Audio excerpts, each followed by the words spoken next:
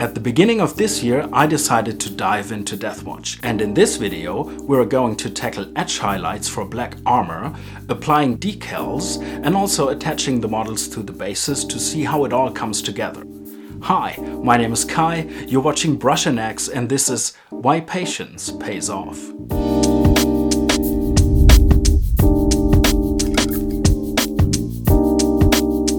I have been working on this project for about 2 months now. If you're a hobby painter, you have a job, relationship, maybe kids or other obligations, progress can feel quite slow at times. In those times, I try to remain patient and to focus on enjoying the calm and quiet of painting. To me, it is less about getting things done and more about enjoying the process itself. Today, I will be tackling edge highlighting, and I'm starting off with Mechanicus Standard Gray by Citadel. I'm using a small detail brush. Now the small tip will dry out more easily than a larger brush would, but I like the degree of control that I get from using a finer brush. It makes it easier for me to maintain a consistent line thickness throughout the entire model. The goal is to hit all corners and outlines of the armor panels with a thin line of gray. This will help the eye to visually separate the different panels. And it will also give the model some point of interest with the overall dark armor.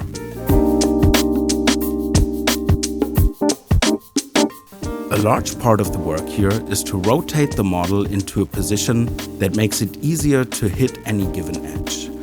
And when you're filming yourself while doing that, trying to stay in frame is also a whole different challenge. Some areas are generally hard to reach, like the panel edges on the back of the legs or the tiny space underneath the kneecaps.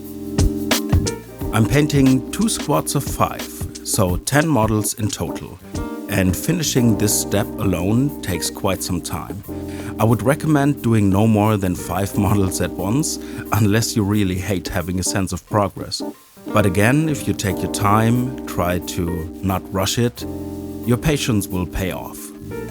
After an hour here and another there will come a point when you realize that there is only one more model to go and you can see the light at the end of the tunnel.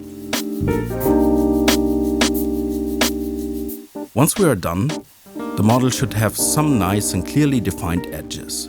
We will follow up later with a second, slightly brighter highlight layer, but for now, we leave it here. By the way, this is part 3 in this video series, so in case you missed the first 2, I have a link in the description to a playlist with all the videos, so please feel free to check them out and come back right here. Before I continue with the next step, I hit all models with a coat of matte varnish. This will help us to protect the work that we've done so far, and because some paints are more satin and some are more matte, it will also help to tie all the different color finishes together. And one more time, focusing on painting and staying in frame is something I need to improve. I had bought this ultra black called Max Darth by Green Stuff World and will be using this to touch up the black carapace of all models. This will add some visual interest and further help to separate the different sections of the armor. It is important to go slow and careful here, trying to not mess up any of the surrounding areas. Another test of patience, if you will. I'm quite happy with how it turned out, but what do you think? Let me know in the comments. Next up, I'm mixing a black oil wash with black paint and odorless mineral spirits or turpentine substitute. Now they call it odorless, but honestly it's not, so make sure to open a window. Using the black wash, I hit all the panel lines to give back some depth to all the recesses. And because we did a coat of varnish before, we can fix up mistakes more easily if we have to. It can look a bit messy and like the color is blooming when putting it on, but it will look quite decent once the paint is dry, so trust the process and carry on. After completing all these steps, we now have a super dark black carapace, edge highlights on all armor panels, and some added depth on the panel lines and recesses. Admittedly of varying quality, You may notice that not all lines are super consistent, but remember how tiny these models are and that the camera is way zoomed in. So I say we can call this step done and move on to the next task. Over time, I collected quite a number of decal sheets from different boxes and sets, and I want my squad to be part of the third watch company. So I will need a couple of these decals with the number 3. I will take some I have left from my remaining Raven Guard upgrade sets and some from a general Space Marine chapter decal sheet. You will find several different methods on how to apply decals online. My main interest here was to get a softener or solvent because the knees are rounded and I had the experience from before that applying decals on a round surface can be tricky compared to a flat surface. Maybe also worth mentioning, I'm not sponsored by anyone. I buy everything you see with my own money. The main reason you see me use a lot of Green Stuff World products at the moment is because I recently placed an order there and picked up a few things to meet the shipping requirements. So this is really more of a coincidence than anything else. My general rule of thumb is use what you have, or what you can afford, or what is convenient to get where you live. Most products by different manufacturers do the exact same thing, only with very subtle differences. So use what you have access to. I had already painted on the red chapter markings on the right kneecap. So step 1 is to hit the kneecaps with a thin layer of decal fixer. This gives the decals a surface to grip onto. You could also use Arc Coat by Citadel or Microset here.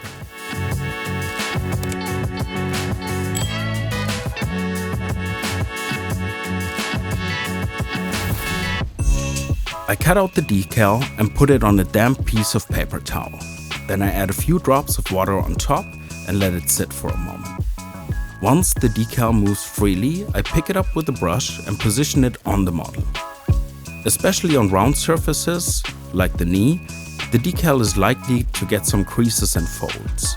To fix this, I dab on a little bit of decal softener and just let it dry. The softener will soften the decal, hence the name, and it will wrap nicely around the surface all by itself during the drying process. So try not to agitate it too much with the brush after dabbing it on and just let it sit. And once done, I apply another coat of decal fixer on top. As you can see, the surface is now a bit more shiny and the borders of the decal are still visible. To fix this, I use matte varnish and apply 2 thin coats by brush to tie everything back together. Now to finish up with a bit of weathering, I take some dark gray to apply some chips and scratches. And then follow up with a red tone and do the same on the chapter marking. This will help to make each model look unique and give them a little bit more of a gritty and used look.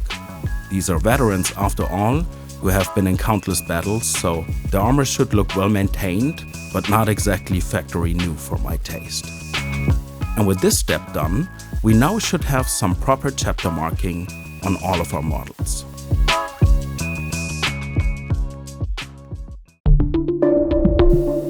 When building the models and bases, I marked each of the corks and shot glasses with a number to make it easier to find the matching bases. I removed the models from the cork and shortened the paper clip that I used for pinning. Then I drill a pilot hole in the base with a small drill and use a slightly bigger one afterwards to widen the gap. This will give me a bit more freedom to position the model exactly where I need it to go. I use superglue to attach the model to the bases. In hindsight, it might have been easier to drill the holes into the bases and the models at once in the early stages of the build. This task certainly was a bit fiddly, but it worked out in the end.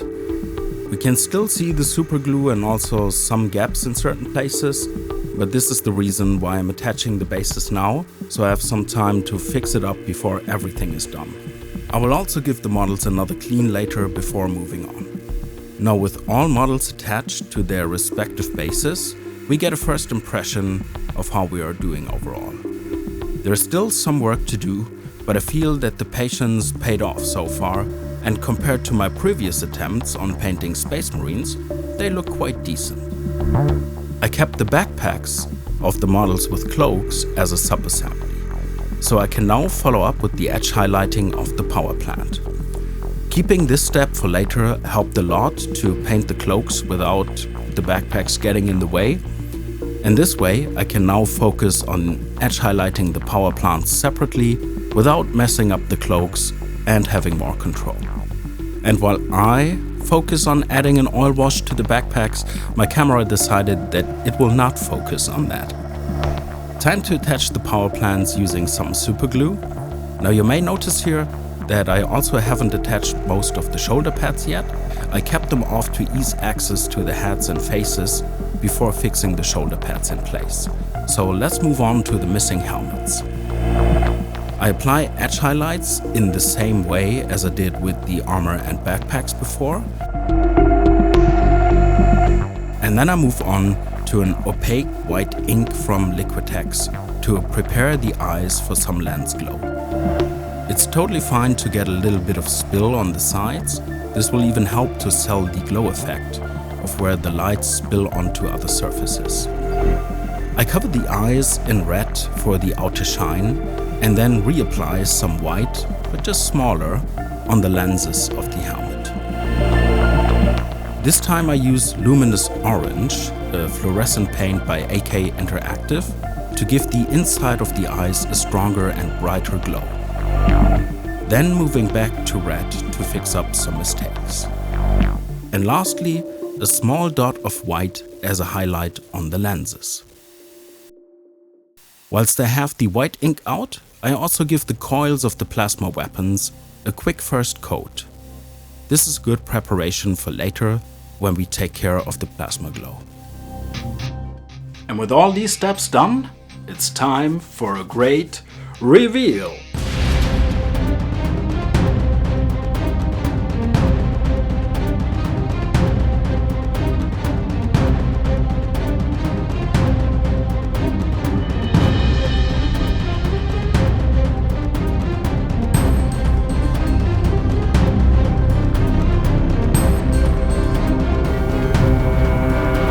In the next part of this series, we will start attaching the shoulder pads and finally move on to the metallic paints. I'm really looking forward, and if you do too, please make sure to subscribe, and I'll see you in the next one.